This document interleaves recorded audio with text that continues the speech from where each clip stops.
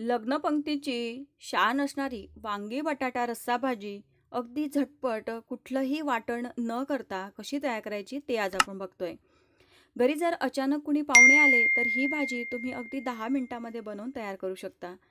वाटण बनवलेलं नाही आहे, शिवाय भाजी कुकरमध्ये केलेली आहे, त्यामुळे अगदी झटपट बनवून तयार होते. नमस्कार, मी सीमा. जळगाव तडका रेसिपीमध्ये तुम्हा सर्वांचे मनापासून स्वागत. वांगी बटाटा रस्सा भाजी बनवण्यासाठी 2 मध्यम आकाराचे वांगे देठासह मी इथे थोडे जाडसर कापून घेतलेले आहे. काळे पडू नये म्हणून पाण्यात ठेवलेले. एक मध्यम आकाराचा बटाटा आहे, त्याची साल काढून जाडसर फोडी स्वच्छ धुवून घेतलेले.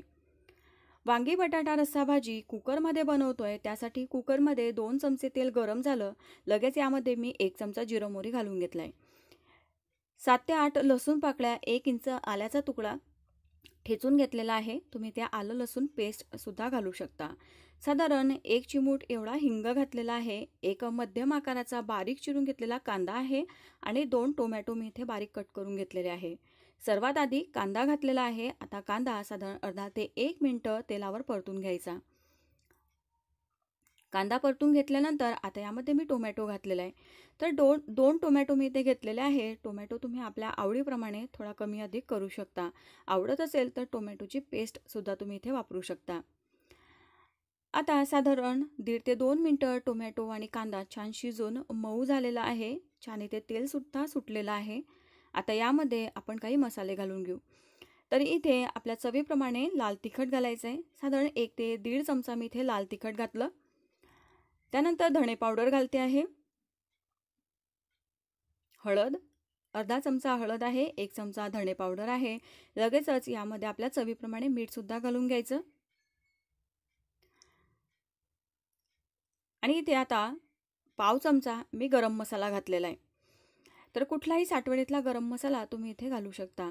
आता सर्व साहित्य व्यवस्थित मिक्स करून घ्यायचं आहे आणि आता यात अगदी थोडं मी पाणी घातलं, जेणेकरून मसाले व्यवस्थित शिजावे आणि जळू नये. आता यामध्ये सर्वात आधी बटाट्याच्या फोडी घातलेल्या आहे.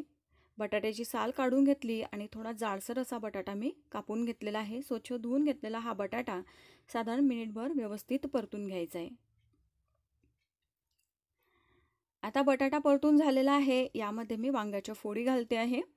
तर इथे मी हिरवे हे वांगे घेतलेले आहे. तुम्ही वांगं कुठलंही घेऊ शकता. काटेरी वांगं घेऊ शकता किंवा जांभळे वांगेसुद्धा घेऊ शकता.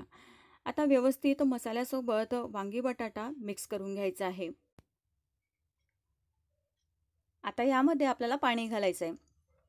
तर साधारण 1च कप मी इथे पाणी घातलेलं आहे. पाणी खूप जास्तही घालायचं नाही. कुकरच्या शिट्या व्हायला पाहिजे एवढं पाणी आणि थोडा रस्सा भाजीमध्ये राहील एवढंच पाणी आपल्याला घालायचं आहे.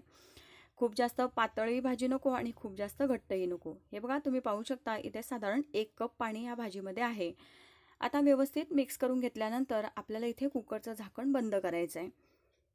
तर इथे कुकरचं झाकण बंद केल्यानंतर मीडियम ते फुल फ्लेमवर आपल्याला 1 ते 2 शिट्या घ्यायच्या आहे.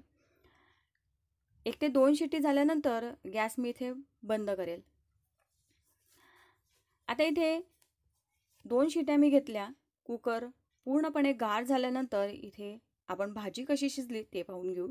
तर तुम्ही पाहू शकता अगदी मस्त असा भाजीला रंगही आलेला आहे आणि भाजी छानपैकी इथे तयार झालेली आहे.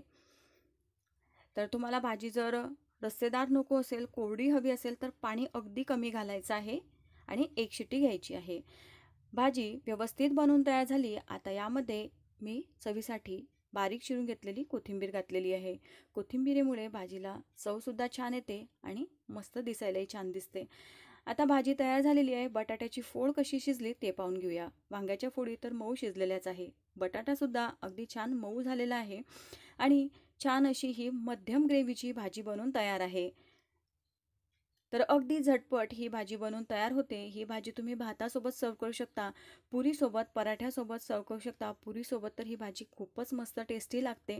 घरी आलेल्या पाहुण्यांसाठी सुद्धा तुम्ही ही भाजी बनवू शकता. माझा हा व्हिडिओ आवडला असेल तर एक लाईक नक्की करा. व्हिडिओला जास्तीत जास्त मित्रपरिवारासोबत शेअर करा. अशाच छान रेसिपी पाहण्यासाठी जळगाव तडका रेसिपीला नक्की सबस्क्राईब करा. बाजूचं बेल आयकॉन प्रेस करा, म्हणजे येणाऱ्या सर्व व्हिडिओच्या नोटिफिकेशन सर्वात आधी तुमच्यापर्यंत पोहोचतील. पुन्हा भेटू. धन्यवाद.